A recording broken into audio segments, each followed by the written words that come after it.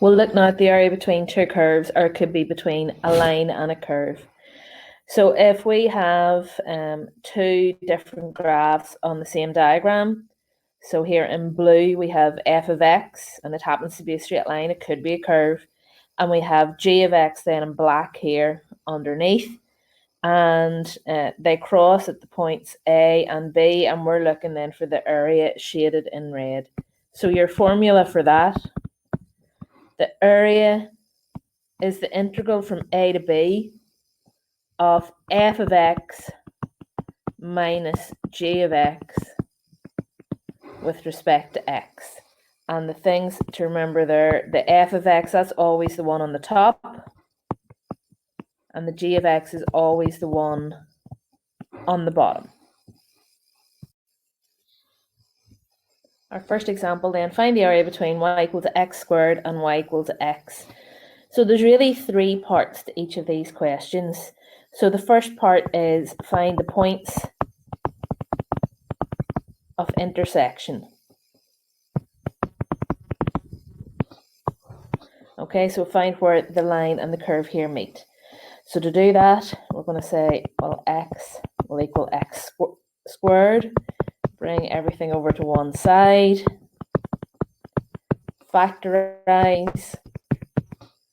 We get the x values are 0 and 1.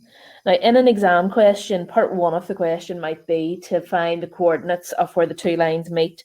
And if that was the case, you'd have to find the y coordinates as well to give your answers as coordinates. But really, we only need the x coordinate to find the area. Yeah, the area. So the next thing you're going to do then is sketch. Now we sketch these graphs so we know which one's on the top and which one's on the bottom. So we're not looking at detailed sketch. You're not looking for turning points or anything like that.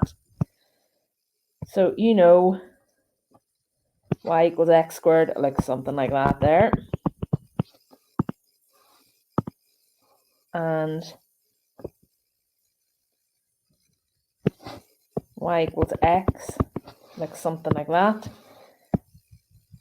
And the area in between them is what we're looking for.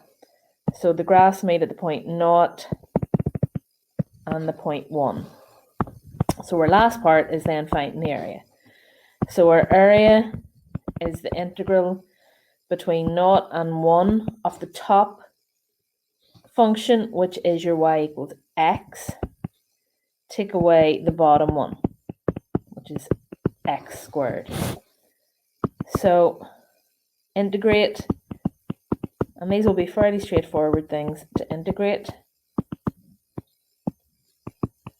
and then put your limits in. So we've got a half minus a third, take away nothing, and there, that area turns out to be a sixth. And now these questions, if you remember back to AS, you might have got a minus sign, and that meant that the area was below the x-axis. You should always get a plus sign here. If you've got a minus, it means you have put your functions the wrong way around in the integral. So our first one was a line and a curve. Now this one will have two curves. So find the area between y equals x squared and y equals x cubed.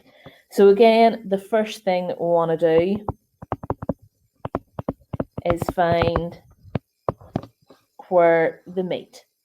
So we're going to say, well, that means x squared would have to equal x cubed. Bring the x squared over and then factorize. It just so happens that this gives you exactly the same point as the last example. That's just because of the graphs I've picked. So across at 0, 0 and 1, 1. And then the next thing we want to do is a sketch of the graphs. So my sketching was a bit dodgy, so I put the graph in from Desmos there. So you can see the red line there is your y equals x squared, and the blue curve then is y equals x cubed. So then we find the area. So our area, remember the cross at 0 and at 1. So the area is the integral from 0 to 1. The top curve is our red curve, that's x squared, and our bottom one is x cubed. And then we just do our definite integral. So add 1, divide by the new index, add 1, divide by the new index, and then put our limits in. So we have a third minus a quarter minus, if I put naught in, we'll get nothing. And that works out to have an area then of a 12th.